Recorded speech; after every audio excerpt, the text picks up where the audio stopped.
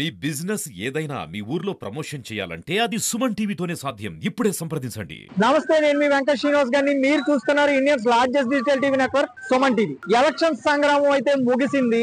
వైఎస్ఆర్సీపీ శ్రేణులు కావచ్చు, తెలుగుదేశం పార్టీ శ్రేణులు కావచ్చు, గెలుపు మాకంటే మాకే సొంతం అంటూ చాలా ధీమాతో ఉన్నారు, చాలా కాన్ఫిడెంట్ గా ఉన్నారు. కానీ ఓటర్ మహాశైలు మాత్రం తమ తుది తీర్పుని ఈవీఎం మిషన్స్ లో నిక్షిప్తం చేశారు. ఇటువంటి సమయంలో ఉభయ గోదావరి జిల్లాల్లోనే కాకుండా రాష్ట్రం అంతటా కూడా బెట్టింగ్ అయితే జోరుగా సాగుతున్నాయి. అటు తెలుగుదేశం పార్టీ కావచ్చు, ఇటు వైఎస్ఆర్సీపీ పార్టీ కావచ్చు, రెండు పార్టీలు కూడా చాలా హోరాహోరీగా తలపడినాయని చెప్పుకోవచ్చు ఈ ఎలక్షన్స్ లో. ఇటువంటి సమయంలో ఓటు వేసిన ఓటర్ ఏమనుకుంటున్నాడు, గెలుపు ఎవరి వైపు ఉన్నదని తను భావిస్తున్నాడు. సో అటువంటి ఓటర్ నాడు ఎలా ఉన్నది, ఎలక్షన్స్ అయ్యాక గెలుపు ఎవరి వైపు ఎక్కువ మక్కువగా ఉన్నది, ఇటువంటి అంశాలన్నీ కూడా ఈ వీడియోలో చూద్దాం రండి.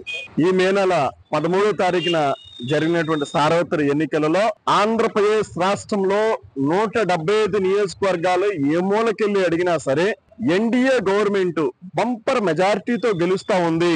ఈ గడిచిన 5 సంవత్సరాల్లో వైఎస్ జగన్మోహన్ రెడ్డి చేసినటువంటి అరాచకాలకు, అక్రమాలకు, దాడులకు, దౌర్జన్యాలకు చరమగీతం పాడబోయారు.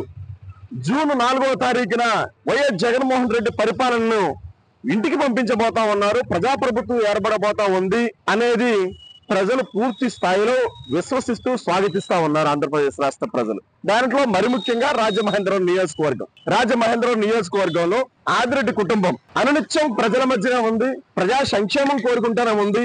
ఆనాడు ఏదైతే ఆదిరెడ్డి అప్పారావు గారు సతీమణి గారు ఆదిరెడ్డి వీర్రాఘమ్మ గారు రాజమండ్రిలో ప్రప్రథమ మహిళ మేయర్ గా చేసినప్పుడు ప్రతిపక్షంలో ఉన్నారు, ప్రజల పక్షాన్ని ఉన్నారు. తర్వాత ఆదిరెడ్డి అప్పారావు గారు ఎమ్మెల్సీగా చేశారు, అప్పుడు ప్రతిపక్షంలో ఉన్నారు, ప్రజల పక్షాన్నే ఉన్నారు. 2019లో ఆదిరెడ్డి భవానీ గారు, ఆదిరెడ్డి శ్రీనివాస్ గారు సతీమణి గారు, ఆదిరెడ్డి అప్పారావు గారు కోడలు శ్రీమతి ఆదిరెడ్డి భవానీ శ్రీనివాస్ గారు 2019లో బంపర్ మెజారిటీతో తెలుగుదేశం పార్టీలో గెలిచారు.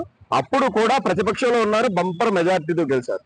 ఇప్పుడు కూడా ఆదిరెడ్డి శ్రీనివాస్ గారు రాజమహేంద్రవరం నియోజకవర్గ ప్రజల మన్నలు పొందినటువంటి కుటుంబం నుంచి వచ్చినటువంటి ఆదిరెడ్డి శ్రీనివాస్ గారు బంపర్ మెజారిటీతో సుమారు 30-40 వేల మెజారిటీ తోటి రాజమహేంద్రవరం అర్బన్ సీట్ గెలిచిపోతున్నారనడానికి ఏమాత్రం కూడా సంకోచం లేదు.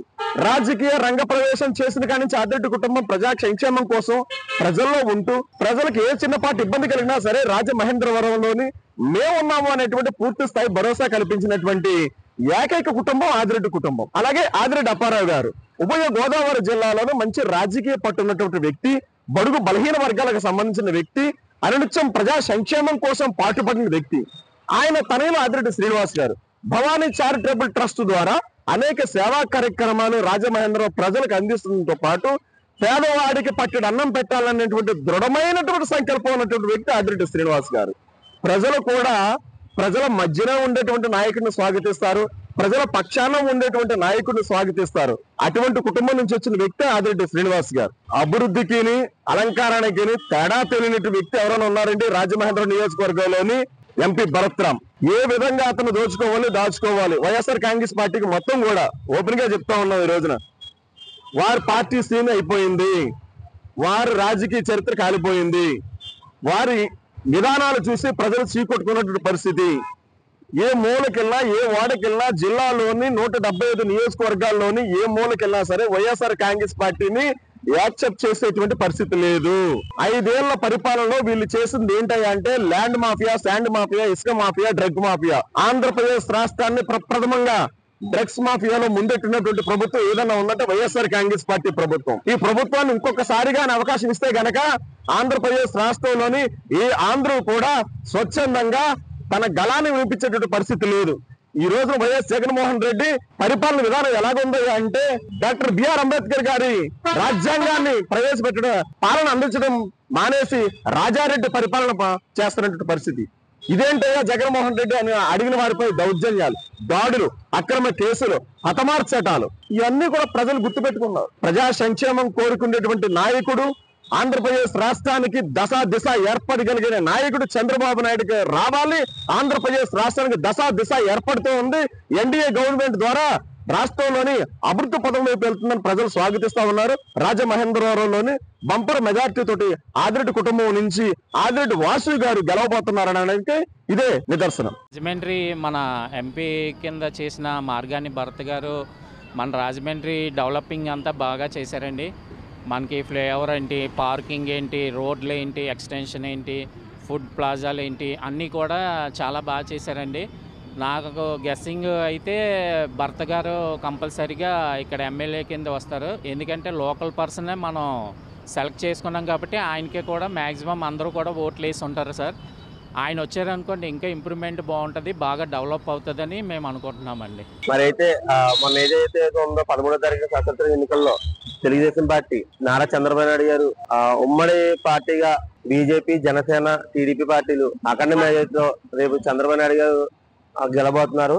ఎందుకంటే ఐటీ రంగాన్ని కానీ ఒక నిబద్ధతతో కూడిన పరిపాలన కానీ చేయాలంటే చంద్రబాబు నాయుడు చేస్తారని చెప్పి యువత చాలా మంది చాలా ఊర్ల నుంచి, హైదరాబాద్ నుంచి, బెంగళూరు నుంచి కానీ యువత అంతా కూడా కదిలి వచ్చారు.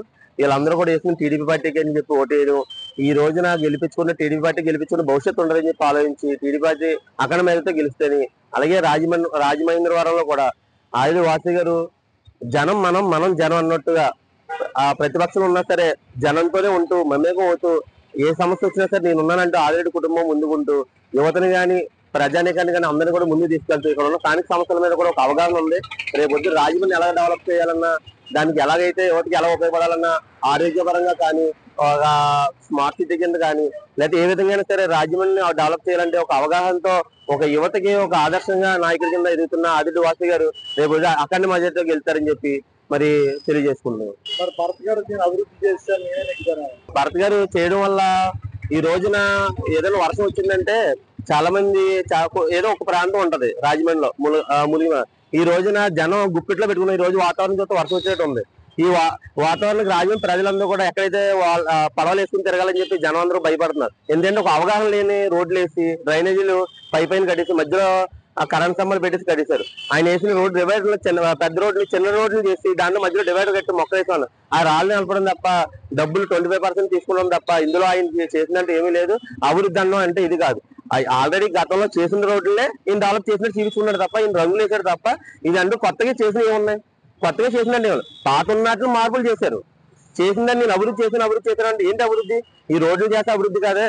యువతకి ఏమన్నా ఎంప్లాయ్మెంట్ కల్పించమనండి, ఒక ఐటీ రంగాన్ని తీసుకురామనండి, లేకపోతే వేరే వ్యాపారాలు తీసుకురామని. అది అభివృద్ధి అంటే ఇక్కడ ఉన్న జనం ఇక్కడ ఉండలేక బయట రాష్ట్రాలు కానీ బయట ఊర్లు కానీ వెళ్ళిపోతున్నారు. అభివృద్ధి చేసిన అంతవరకు మొన్న వచ్చే వర్షాకాలం వచ్చింది, మన తుమ్మలా మొత్తం మునిగిపోయింది. అందరూ స్విమ్మింగ్ పూల్ వాటర్ ఫాల్స్ వచ్చింది చెప్పి అందరూ అక్కడ బాధపడుతున్నారు. కొంతమంది 75 లక్షల రూపాయలు ఆస్తి లోడ్ తెచ్చి లోడ్ పాడైపోయినా మా యువనాయకులు ఆదిరెడ్డి వాసు గారు అన్నారు. మరి ఎంతమంది నష్టం? ఇటువంటి అవగాహన లేకుండా రేపొద్దు మా ఆదిరెడ్డి వాసు గారు అఖండ మీద గెలిచిన తర్వాత ఒక centre middle under ground drainage కట్టించడం కానీ ఒక ఎలాగైతే డ్రైనేజీ ఉండాలి, డివైడర్స్ ఎలా ఉండాలో కూడా చూసుకుంటారని చెప్పి తెలియజేసుకోండి. ఇదివరకు టీడీపీ ప్రభుత్వం ఉన్నప్పుడు ఆదిరెడ్డి వాసు గారి ప్రభుత్వం ఉన్నప్పుడు, ఇప్పుడు భరత్ గారు ఎంపీగా ఉన్నప్పుడు అప్పటికి ఇప్పటికి చాలా వేరియేషన్ ఉందండి. అప్పుడైతే రాజమండ్రిలో ఏ రోడ్డు చూసినా ఎక్కడా బాగుండేది కదా. ఇప్పుడు ప్రతి రోడ్డు, పార్కులు, ఈది లైట్లు. రాజమండ్రి భరత్ గారు ఎంపీగా ఉండి నీ చేస్తారు, మనకు అదే ఎమ్మెల్యే గారు ఉంటే ఇంకేం చేస్తారండి. మేము అందరం కోరుకుంటేది భరత్ గారు వస్తే బాగుంటుందని మేము అందరం అనుకుంటున్నాం. రాజమండ్రి నియోజకవర్గంలో అయితే సైకిల్ వస్తుందండి, హవా సైకిల్కి ఎక్కువ ఉంది. ఆదిరెడ్డి వాసు గారు భారీ మెజార్టీతో వస్తారని చెప్పి మేము అందరం కోరుకుంటున్నాం.